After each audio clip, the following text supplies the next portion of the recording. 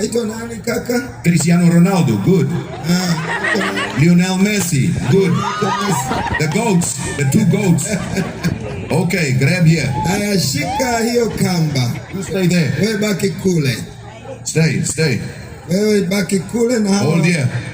Shikilia hapo. I want you today Nataka leo to see the scarlet thread uone ile kamba nyekundu that begins 4,000 years before Jesus, ambayo inaanzia miaka 1400 kabla ya Yesu Kristo, and it runs na inatembea all the way through the Bible mpaka mwisho kupitia Biblia, until Jesus Christ. mpaka kipindi cha Yesu Kristo.